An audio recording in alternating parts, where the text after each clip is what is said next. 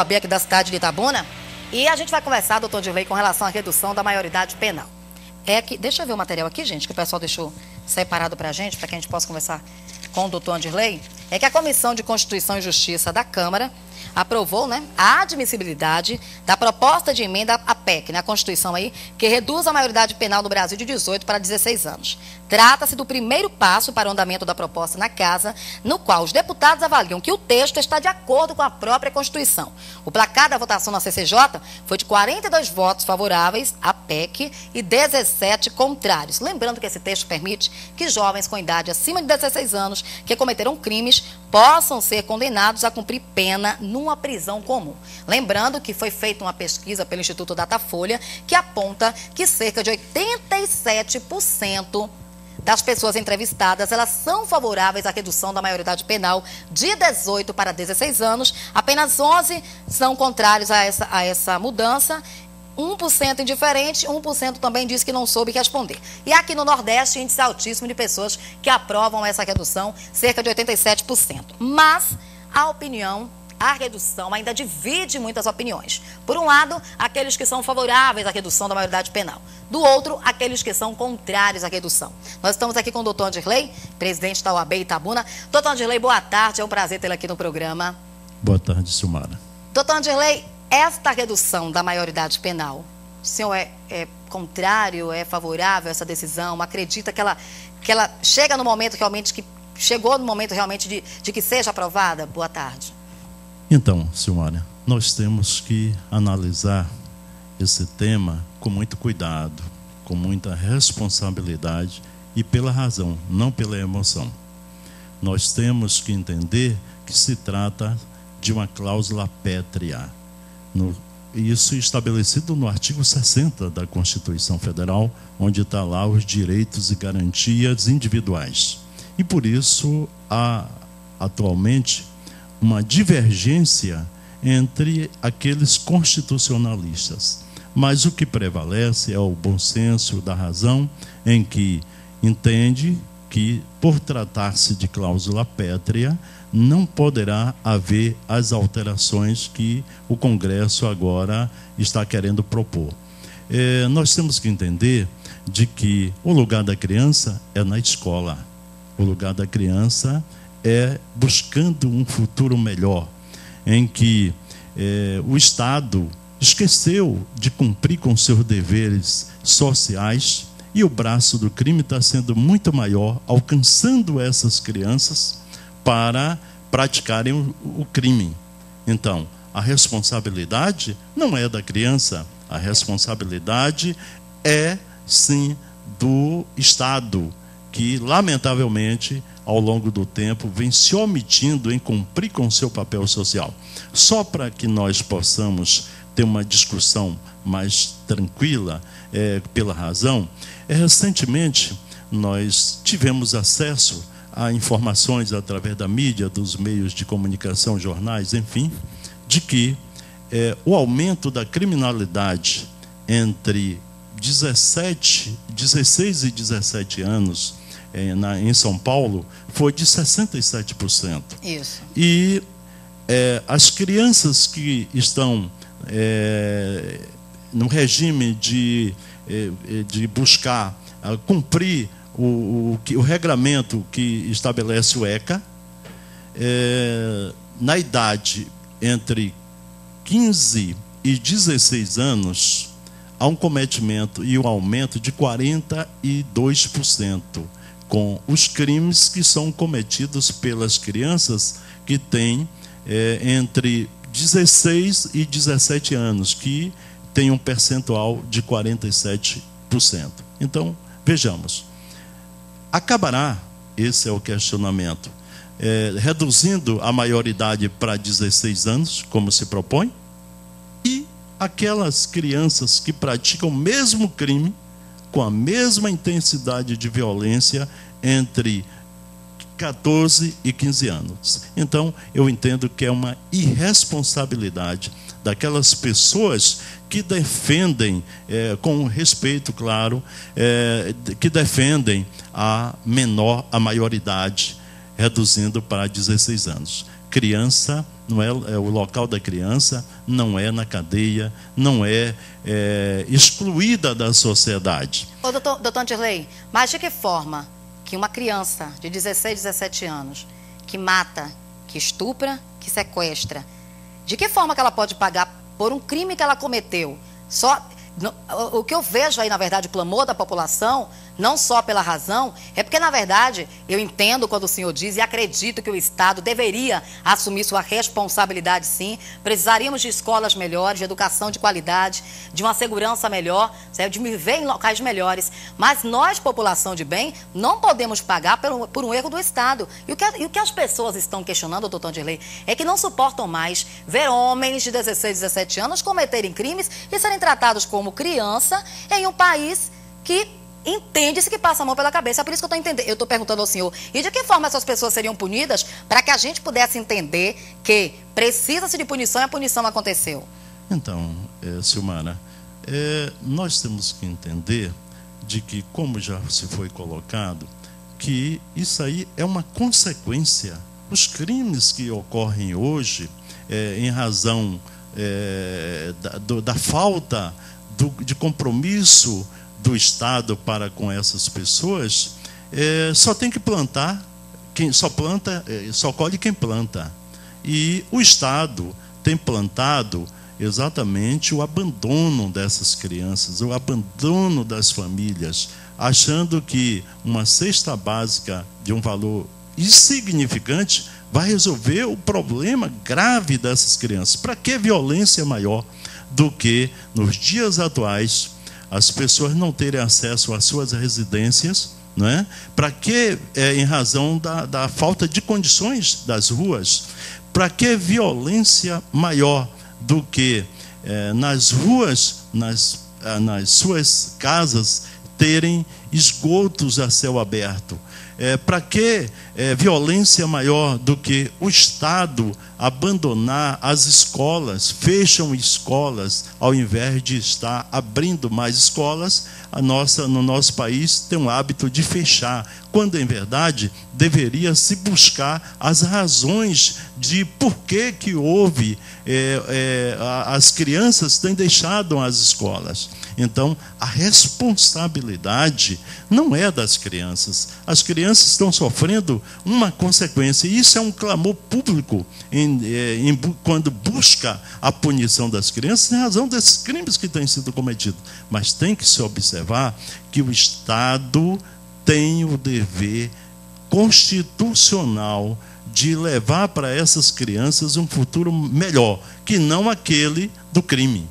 Então, a responsabilidade não é das crianças, é uma consequência. Mas a gente observa que muitos desses adolescentes, 16, 17 anos, que cometem esses crimes, até com idades menores, eles nem fazem parte dessa classe chamada aquela que é esquecida, São muitos que vêm de família tradicional, envolvidos com a questão da droga, e se envolvem com traficantes e estão por aí aprontando. E outra coisa, doutor Anderley, o que a gente observa também hoje, é que esses meninos, esses adolescentes, eles estão cada vez mais envolvidos com o tráfico de drogas. Motivo pelo qual, na maioria das vezes, esses crimes são praticados. Ah, Silmara, mas foi apenas um assalto. Através do assalto, o adolescente chega na delegacia, ele se acha inimputável, ele é liberado automaticamente, amanhã ele já se acha no direito de matar alguém. É por isso que eu estou falando, a gente não precisaria de uma punição. Eu aprendi, pelo menos eu aprendi com a minha mãe, que a partir do momento em que você pune, você mostra para alguém que isso aqui está errado quando você faz. Eu acho que é isso, porque algumas pessoas colocam da seguinte forma: mas a redução da maioridade penal, ela não vai reduzir a violência aqui no nosso país. Mas ninguém está falando de redução de violência. Está querendo dizer que para aquele que tem 16, 17 anos, que pode votar, que pode dirigir um carro, que às vezes se acha no direito até de casar, que ele tem que aprender a responder por esses crimes que comete. E eu acredito, assim, então por isso que eu estou perguntando, qual seria então a punição? Porque a gente não pode, doutor Anderley, me desculpa, a gente não pode estar olhando essas pessoas também como se fossem crianças que foram maltratadas, porque muitas crianças como elas passaram por isso e hoje são advogados, são médicos. Eu acho também que vai muito daquilo que você tem dentro de você e do que foi passado pelos pais também. Porque também tem a questão de que se os nossos governantes deixasse de utilizar o dinheiro, né, em coisas ilícitas, a gente teria um maior investimento. Mas o que a população está clamando eles querem uma punição. Eu não sei se será a redução da maioridade penal, eu não sei se é mudança no estatuto, não é? O senhor acredita que seria uma mudança, talvez, no estatuto, para tentar fazer com que esses meninos aprendessem que eles têm que pagar pelos que eles cometem? Então, Silmara, existe já a regulamentação para esses adolescentes infratores, o Estatuto da Criança e do Adolescente. O que eu defendo é uma punição mais forte dentro do Estatuto, porque a redução da maioridade não vai impedir de que continue a acontecer os crimes, e agora de 14 a 15 anos. E aí, daí a pouco, lá na frente, o Estado, mais uma vez, vai dizer: eu vou ter que reduzir para 14 anos. E depois vai reduzir para 1 ano de idade, 2 anos, 5 anos. Então, o que nós temos que preparar são essas crianças para o futuro, dar condições também a seus pais, a sua família, em dar-lhes uma formação melhor. Porque reduzir a idade não vai acabar com os crimes. E tem um outro aspecto, é que a Constituição é muito clara no sentido no artigo 60, de dizer que trata-se de uma cláusula pétrea. Tratando-se de uma cláusula pétrea, não haverá modificação. E por isso é que o Estado tem que analisar não de forma emocional, porque no futuro isso vai ser muito pior. Se de fato isso vir a acontecer, eu não tenho dúvida que a violência vai aumentar, porque essas crianças não vão ficar num local só para criança, vai ficar no local dos adultos. Agora, você imagine, Beccaria, que é um grande estudioso da Itália, do século 17, 18, se não me falha a memória, quando o período iluminista que ocorreu na França, que se estabeleceu os direitos e garantias individuais, a igreja tinha, em verdade, uma posição, a punição partia normalmente da igreja. E com esses iluministas, esses grandes teóricos, estudiosos da humanidade, eles entenderam, enquanto um dizia que a punição a quem cometia o crime seria trancafiá-lo em uma cadeia, Beccaria, com a sua atenção humanitária e de um valor extraordinário, ele veio e, contrariando essa posição da época, ele dizia que encarcerar as pessoas não significa que o crime deixe de acontecer.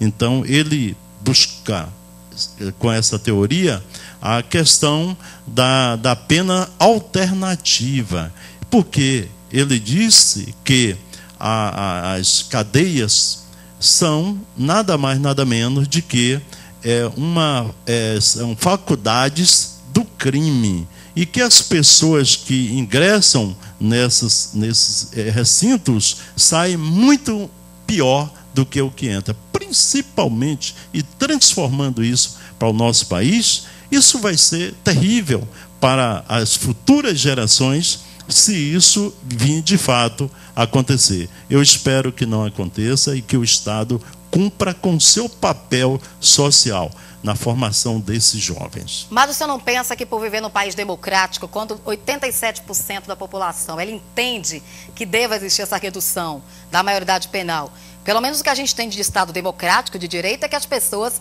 existe uma democracia, então a vontade da maioria deveria prevalecer. Eu acredito que até por esse motivo é que os deputados hoje, eles estariam mais suscetíveis na aprovação desta redução. Não seria dessa forma? O senhor acha que a população nesse momento ela não deve ser ouvida? Não digo isso. Que a população está em busca de resolver o problema da criminalidade.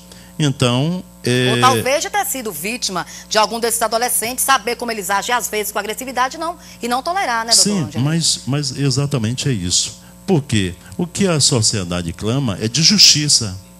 E o primeiro momento em que a emoção está à flor da pele, em busca dessa justiça, ao meu interpretar, o que eles querem exatamente é como um passo de mágica, achar que reduzindo a maioridade vai acabar com esse crime. Não haverá isso. Ao contrário, eu tenho certeza que vai aumentar. E por isso é que a nossa instituição é contrária à redução da maioridade, porque não vai resolver o problema.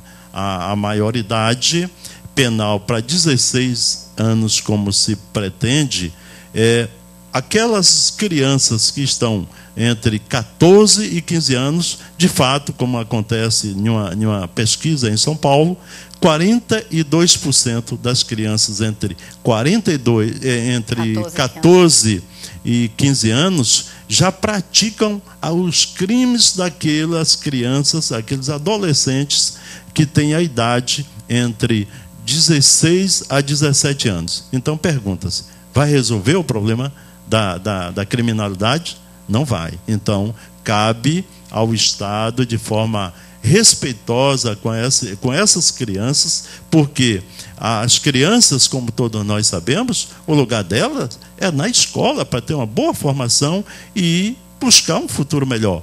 E daí, o braço do crime é quem está alcançando essas crianças para poder exatamente praticar o que eles estão praticando. Se o Estado tivesse a responsabilidade de conduzir essas crianças para o caminho de uma dignidade, evidentemente, nesse nosso país não tinha a quantidade de crime que tem, como acontece em outros países desenvolvidos na Europa. Não é que na Europa não haja crime de menores. Claro que há crimes de menores, mas com muito menos proporção do que no nosso país, que é um país lamentavelmente rico, pobre, em que as pessoas buscam cargos, funções públicas para poder assaltar os cofres públicos, né? Nós estamos vendo aí os escândalos se sucedendo, enquanto que esse dinheiro que estão levando aí do nosso país daria para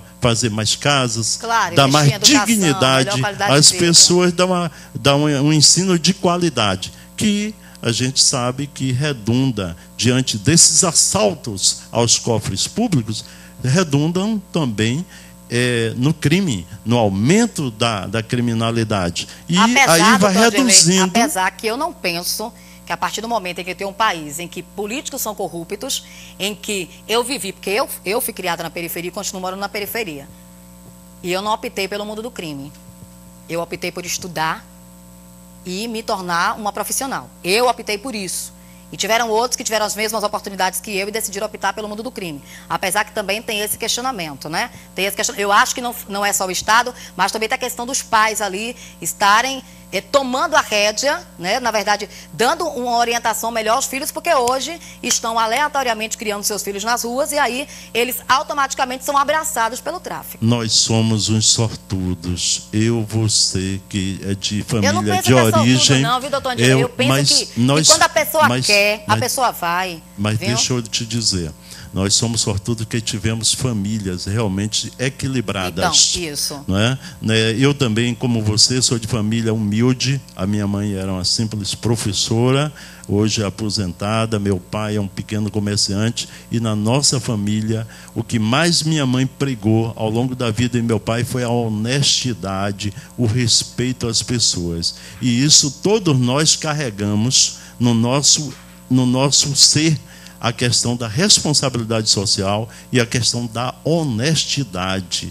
Nós, quando fomos criados também como você e como tantos outros, a gente sabia que o que era dos outros é dos outros. Por exemplo, a minha mãe, se nós chegássemos com uma caneta, se chegássemos com uma borracha, uma gude, aquela bolinha que a gente brincava, né, quando em criança, nós tínhamos que mostrar para ela de quem lhe deu, quem foi. Então, isso também faz parte da família. Claro, o Estado tem o dever também das correções, mas a família também influencia. No momento em que você tem um pai, uma mãe, uma família estruturada, isso vai ajudar muito. O braço do crime não vai lhe alcançar, que é o nosso caso. Graças a Deus, nós estudamos, levamos muito a sério, e como de fato, esse é o dever de cada um.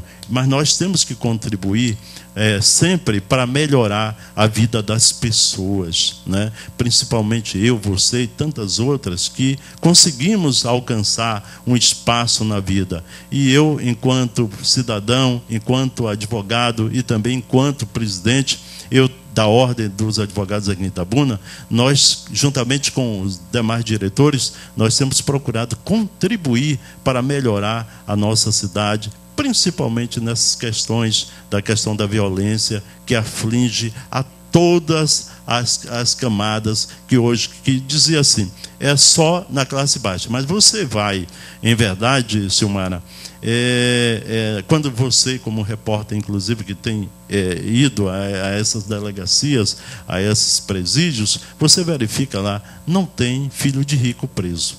Só tem pobre, não é? E pretos, e, lamentavelmente, prostitutas. Você não vê um rico preso. Então, e como é que a gente quer agora reduzir a idade penal para poder trancafiar nossas crianças? Por favor, eu lamento, mas sou contra. Eu, pessoalmente, como advogado, eu sou contra, e tem a questão de ser uma cláusula pétrea. Não pode haver alteração, porque o artigo 60 da Constituição assim estabelece a garantia dos direitos individuais. A questão vai levantar polêmica sempre, porque existe os contrários, existe aqueles que são favoráveis, né? Cada um com seus motivos e mostrando suas razões. E o doutor Anderley já mostrou aqui sua opinião. Daqui a pouco, inclusive, a gente ouve o doutor Marlos Macedo no programa. Ele também vai falar com relação a essa questão da redução da maioridade penal. Mas, doutor Anderley, já no finalzinho aqui, tem uma situação, né, que teve as contas aprovadas, o ex-presidente do OAB, o doutor Anderley, foi o doutor Dinailton Oliveira, isso? Porque houve uma problemática o ano passado, inclusive com diversa divulgação por parte da imprensa. Então, a gente lamenta que teve um ex-presidente chamado Saul Quadros, em que usou a nossa instituição para denigrir a imagem de um presidente que foi um dos mais atuantes durante toda a história da Ordem. Um presidente em que buscou cumprir com seu papel constitucional e institucional em defender a advocacia. E esse senhor presidente, ex-presidente, ele reprovou as contas do Dinailton Oliveira por questão política, de perseguição política, sem ter qualquer justificativa. E passou a divulgar em cada subseção, colocou a instituição em favor do interesse dele, né, para desmoralizar um ex-presidente, afirmando de que ele tinha deixado rombo na Ordem. E anteontem, o Conselho Federal da Ordem em Brasília votou e, de fato, reconheceu que não houve qualquer indício, imagine provas, de que houve qualquer desonestidade ou desvio de qualquer centavo da Ordem. E daí esses conselheiros afirmaram que estava diante de uma vindita em busca de uma desmoralização pública de um advogado. A nossa instituição tem o dever de cumprir o papel constitucional e institucional, que é de defender os interesses da advocacia e não servir de casa para alguns utilizarem para interesse pessoal e de alguns grupos para poder desmoralizar advogados. A gente não concorda, não aceita, porque cada um tem uma opinião e tem que ser respeitada. A nossa opinião é de que a ordem tem que servir para todos e não para alguns. E por essa divergência que ocorreu essa difusão, essa divulgação desrespeitosa contra um ex-presidente, o doutor Dinailton, mas agora Tudo resolvido, né? A sociedade tem que tomar conhecimento, porque você imagine você ser chamado por alguém de desonesto sem você ser.